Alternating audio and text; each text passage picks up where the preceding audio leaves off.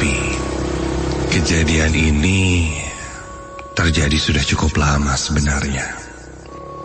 Aku lupa tepatnya kapan. Yang jelas masih teringat di pikiranku adalah kejadian yang selalu membuat bulu kuduku berdiri merinding jika aku mengingatnya. Malam itu sekitar jam 9 malam, aku baru bisa pulang dari kampus. Karena sebelumnya harus menghadiri acara pelantikan ketua himpunan yang baru. Jalanan yang kosong malam itu membuat perjalananku lancar. Hingga sampailah aku ke jalan menuju area komplek rumahku yang berada di daerah Sarijadi. Ketika masuk ke dalam gerbang komplek, loh, kok semuanya gelap ya? Tak ada satupun cahaya lampu jalan yang menyala. Sangat gelap. Satu-satunya cahaya yang malam itu membantuku hanyalah cahaya dari lampu motor. Tidak biasanya seperti ini.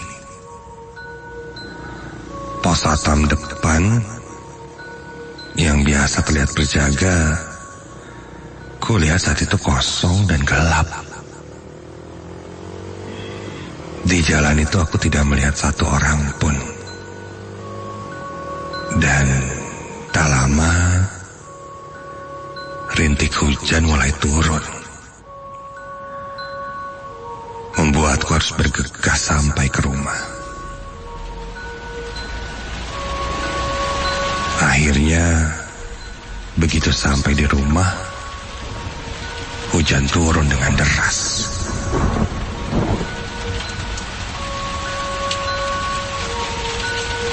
Rumahku pun dalam keadaan yang gelap. Ya, sudah bisa terlihat mungkin sedang mati lampu di komplek ini. Aku masuk ke rumah, dan kebetulan saat itu orang tuaku sedang berada di luar kota.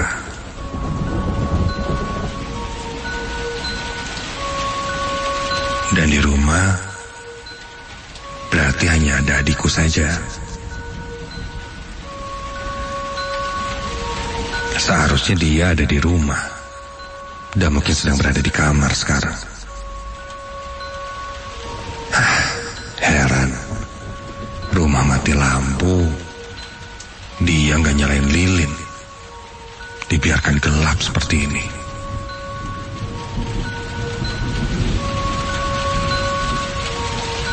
Aku menyalakan flash dari handphoneku untuk membantu penerangan di malam itu, sambil mencari-cari lilin. Aku buka laci lemari, beranjak ke dapur. Di mana ya disimpannya lilin? Ditambah saat itu baterai handphoneku tinggal 10% lagi. Dari lantai bawah aku berteriak ke lantai 2. Maksudnya kepada adikku. Dek, Dek tahu nggak lilin taruh di mana, Dek? Gak jawab lagi. Udah tidur kali ya? Aku pun beranjak ke lantai 2 menuju kamarku. Belum sempat sampai ke lantai 2, masih berada di tangga, langkahku terhenti ketika ada yang mengetuk pintu rumah. Mungkin satpam komplek kali ya, yang mau memberikan info bahwa sedang terjadi pemadaman. Aku langsung beranjak ke depan pintu dan membuka pintu rumahku. Dan ketika aku buka pintunya, kok nggak ada siapa-siapa? Gelap, ditambah hujan deras sedang turun. salah dengar kali ya. Udara dingin dari hujan yang besar itu mulai menusuk, membuatku buru-buru menutup pintu depan dan kembali masuk ke dalam.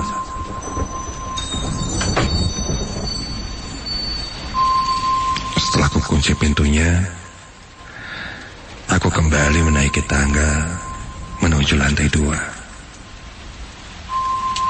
Sampai di dekat tangga ada satu ruangan, dan itu kamar mandi. Dan ketika ku lewati kamar mandi, ku dengar sepertinya di dalam kamar mandi itu ada orang. Orang sedang mandi. Ya, siapa lagi kalau bukan adikku? Malam-malam hujan mandi. Ngapain sih? Kontan aku mengetuk kamar mandinya. Dek, ngapain sih mandi malam-malam gini? Ntar masuk angin loh. Lagi hujan juga. Suara air di kamar mandi itu sepertinya menyarukan suaraku. Ditambah suara derasnya hujan, membuat adikku tidak merespon dari dalam kamar mandi. Aku pun menunggu sampai dia selesai mengguyur badannya. Nah, ketika sudah tidak ada suara lagi di dalam kamar mandi, aku kembali bertanya pada adikku yang ada di dalam kamar mandi itu. Dek, udah mandinya? Dan terdengar suara ketukan dari dalam kamar mandi, menandakan ya ada orang di dalam kamar mandi itu. Dan ya ternyata adikku memang di dalam sana. Ya udah, kakak ke kamar ya. Mandi kok malam-malam gini, masuk angin loh.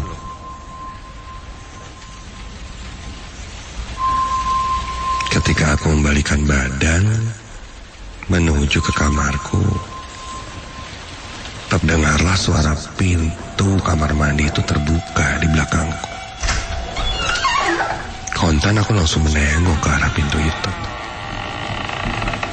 Pintu mulai terbuka perlahan, dan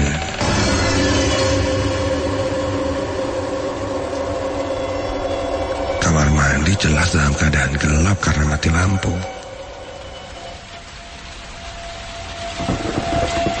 Ketika aku perhatikan dengan seksama, astaga, di dalam kamar mandi itu tidak ada siapa-siapa. Kosong. Bulu kuduku langsung berdiri seketika itu juga. Langsung aku meninggalkan kamar mandi dan menuju ke kamarku. Ketika ku lewat kamar adikku, ku lihat pintunya terbuka sedikit. Meski gelap saat itu, aku bisa lihat ada yang sedang duduk di atas kasur. Lalu aku membuka pintu kamar adikku dan menghampirinya. Dek, kamu dari tadi di sini? Tanyaku sambil membuka pintu kamarnya. Ketika aku coba sorot dengan cahaya handphone, adikku sedang tertidur, tidak sedang terduduk. Entar, perasaan tadi sekilas dia lagi duduk deh di atas kasur. Kok tidur sekarang? Perasaanku mulai campur aduk saat itu.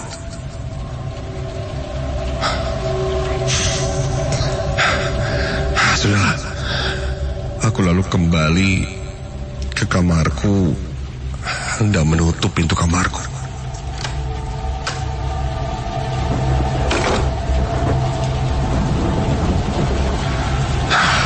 Sampai di kamar, baru saja aku duduk di atas tempat tidur,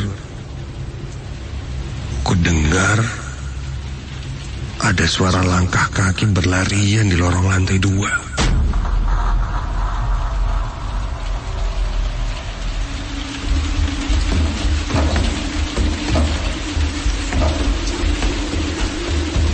Iya.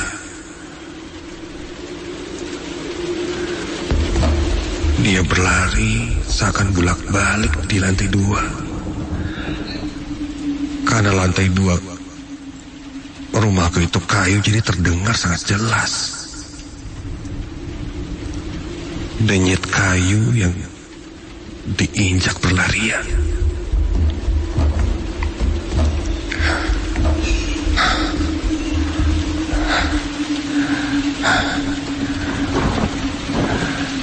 Jujur saat itu aku sudah mulai berpikir yang aneh-aneh. Adikku bukan ya? Gak mungkin sih dia lari-lari kayak gini. Sampai tiba-tiba saja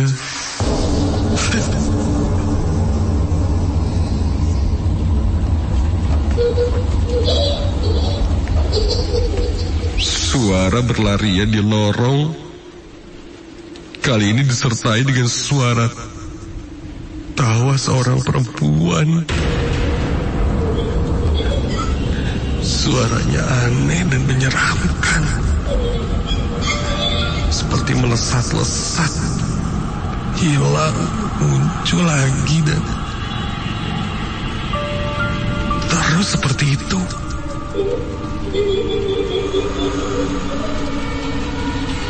Aku yang mulai ketakutan kini mulai membaca doa.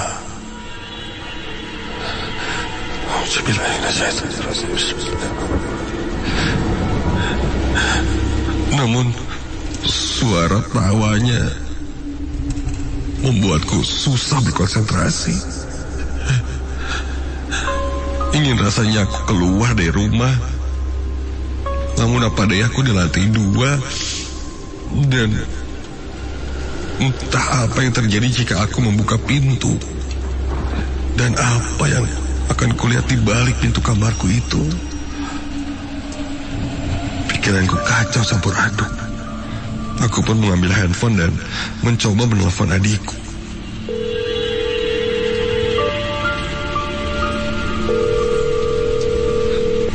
Ayo dong, angkat. Bangun deh, angkat deh.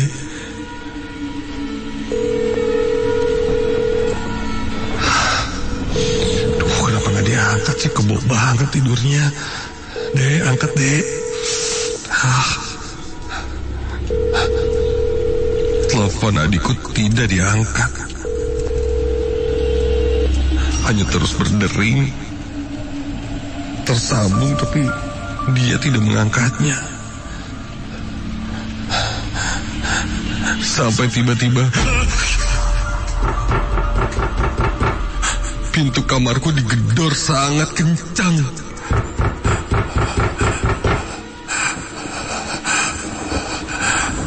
Dan tiba-tiba semuanya senyap.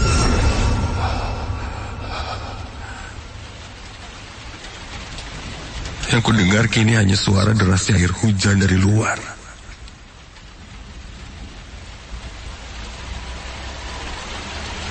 Mungkin makhluk itu sudah hilang. Ketika itu handphoneku sempat terjatuh karena aku tersentak kaget. Perlahan di dalam gelap itu tanganku mulai meraba-raba lantai untuk mencari handphoneku. Mana sih ini? Kondisinya saat itu sangat gelap. Mana ya? Aduh, jangan-jangan handphonenya mati lagi karena habis baterai. Aduh, mana ya? Tanganku mulai meraba lantai mencari handphone sampai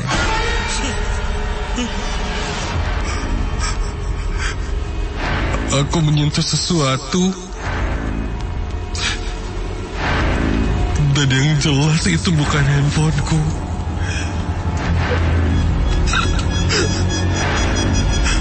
Aku memegang sesuatu yang bertekstur kasar, seperti sapu injuk, keras dan agak tajam menusuk, dengan jumlah yang sangat banyak. Ini seperti rambut dan sangat kasar.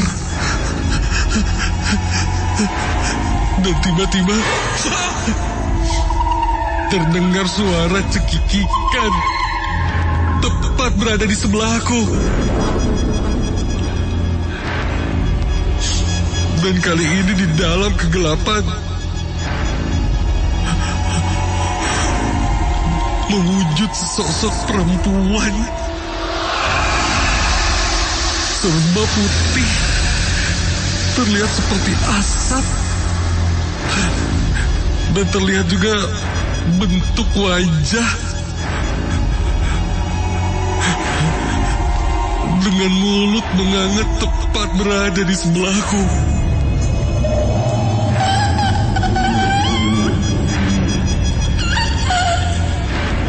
Seketika badanku terasa lemas dan aku tak sadarkan diri.